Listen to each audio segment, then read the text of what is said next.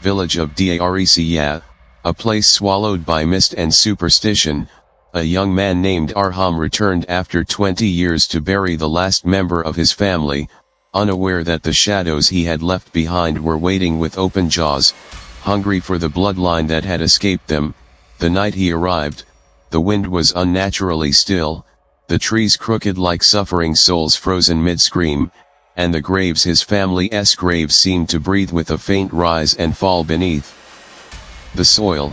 as though the dead were restless and impatient for something he did not yet understand. And while he stood staring at the name of his mother on the fresh mound, he felt a coldness behind him, not like a breeze but like fingers trailing along his spine, icy and deliberate,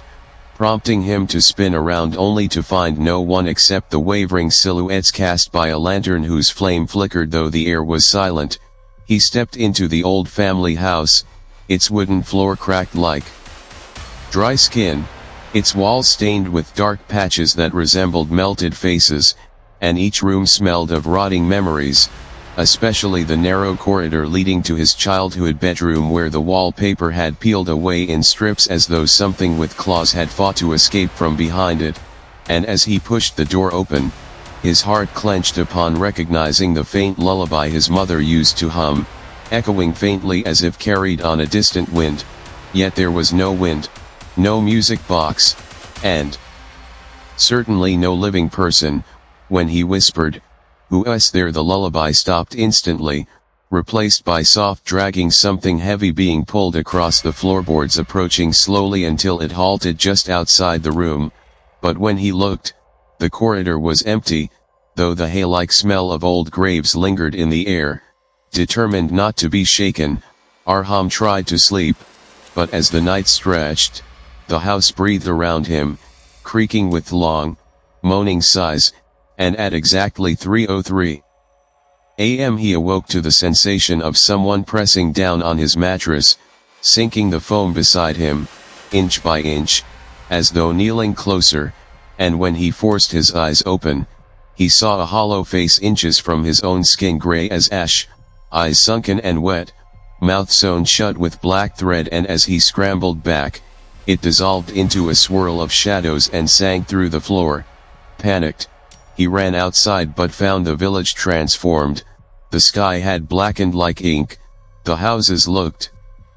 abandoned for centuries, and the once sleepy paths writhed with crawling shapes that scattered whenever he tried to focus on them. In the distance, the village mosque's azan tower twisted unnaturally, leaning like something had coiled around its base, crushing it slowly, and when Arham staggered toward the old well in the center of the village, he heard whispers rising from within, hundreds of voices calling his name in a chorus of despair, begging him to come home, to finish what your bloodline began, to return to the darkness you were born from. And as he peered into the well, the moonlight revealed dozens of pale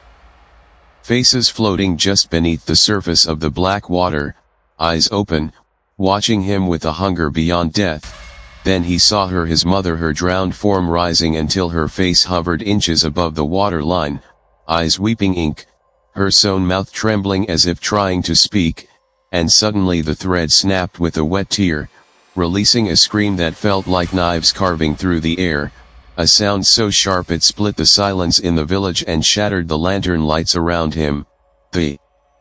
ground shook, cracks spread like veins toward his feet, and the shadows from every corner, houses, trees, graves, began stretching, merging, forming a colossal shape with elongated limbs and a ribcage visible through translucent smoke, a creature of pure darkness with eyes resembling two hollow moons, its voice a layered growl of every soul it had consumed, declaring that Arham's blood, the last of the cursed lineage that once imprisoned it centuries ago, had returned to complete the bargain.